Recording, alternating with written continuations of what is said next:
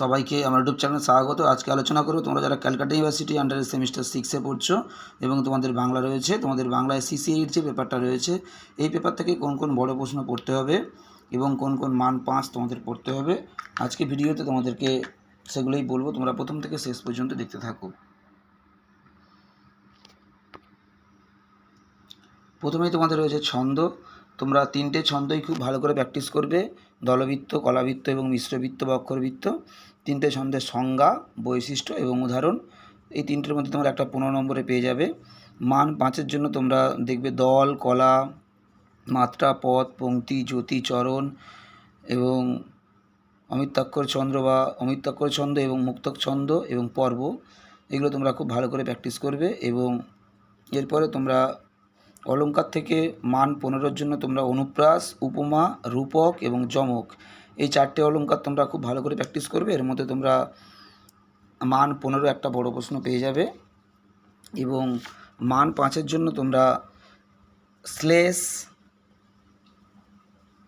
উৎপ্রেক্ষা, ব্যতিরেক, ব্যজস্তুতি, সমাসোক্তি, বক্রোক্তি, এই 6টা খুব ভালো করে প্র্যাকটিস করবে মান 5-এর জন্য। এবং যারা পারবে অপোন্নতিটা যারা পারবে দেখে রাখবে।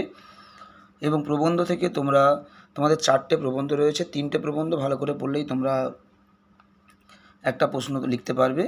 তোমরা পূর্ব পশ্চিম প্রবন্ধটা একটু কঠিন তুলনামূলকভাবে, তাই ওটা না পড়ে বাদবাকি 3টে প্রবন্ধ পড়ার চেষ্টা করবে। পতঙ্গ প্রবন্ধ থেকে আমি একটাই উত্তর দিয়েছি, যে কোনো প্রশ্ন এলেই তোমরা লিখতে পারবে, দার্শনিক তত্ত্ব বা বিষয়বস্তু যা আসুক। মেঘদূত প্রবন্ধে তোমরা প্রাচীন ভারতের শোভা এবং মেঘদূত প্রবন্ধটি কালিদাসের মেঘদূত কাব্যের নবমূল্যায়ন ব্যাখ্যা করো।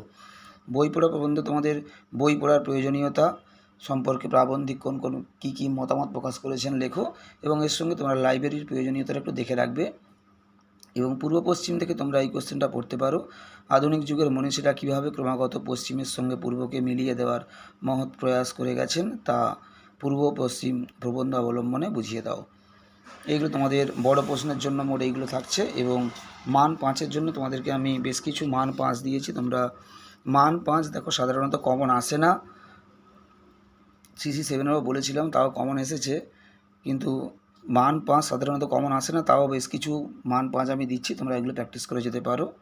প্রথমেই তোমাদের মেঘদূত প্রবন্ধ থেকে রয়েছে, তাহাদের এবং আমাদের মধ্যে যেন সংযোগ থাকা উচিত ছিল, নামগুলোর মধ্যে একটি শোভা, সম্ভ্রম, শুভ্রতা আছে, আমরা যেন কোনো এককালে একত্র এক মানুষ লিখেছিলাম, সেখানে হয়তো নির্বাসিত হইয়াছি, মনুষ্যত্বের নিবিড় ঐক্য, দুহু কোলে দুহু কাঁধে বিচ্ছেদ ভাবিয়া, কেবল অতীত বর্তমান নয় প্রত্যেক মানুষের মধ্যে অতল স্পর্শ বিরহ এবং অথবা দিয়ে মানুষেরা একটা বিচ্ছিন্ন দ্বীপের মতো, পরস্পরের মধ্যে অপরিমেয় অশ্রু লবণাক্ত সমুদ্র, এগুলো তোমাদের প্রথমে মেঘদূত প্রবন্ধ থেকে থাকছে। এরপরে তোমরা প্রশ্নগুলো দেখে নাও, অনেক প্রশ্ন রয়েছে।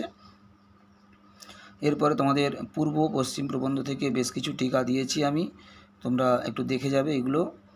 এরপরে তোমাদের পতঙ্গ থেকেও বেশ কয়েকটা টিকা আমি দিয়েছি, তোমরা এগুলো একটু দেখে যাও। অনেক টিকা রয়েছে, সমস্ত টিকা দেওয়া সম্ভব নয়, আমি বেশ কিছু দিলাম তোমাদেরকে পড়ার জন্য। এবং বই পড়া থেকেও বেশ কিছু টিকা আমি দিয়েছি, তোমরা এগুলো একটু দেখে যাবে। যদি তোমরা তোমরা যদি প্রবন্ধটা যদি একটু ভালো করে দেখে যেতে পারো, তাহলে বুঝে যেতে পারো, তাহলে যে কোনো 5 নম্বরে এলে তোমরা কিন্তু বানিয়ে লিখতে পারবে। তাও আমি তোমাদেরকে বেশ কিছু টিকা দিলাম, তোমরা এগুলো খুব ভালো করে স্টাডি করবে। আশা করি তোমরা বড় প্রশ্নগুলো কমন পেয়ে যাবে। মান 5 ছন্দ অলঙ্কার থেকে আশা করি কমন তোমরা পাবে, তবে প্রবন্ধ থেকে মান 5 কমন পাওয়া একটু কঠিন, তাও যেগুলো দিলাম আশা করি তোমরা ভালো করে পড়ে যাও। যদি এর মধ্যে তোমরা কমন পাও তাহলে খুবই সৌভাগ্য তোমাদের। সবাইকে নমস্কার।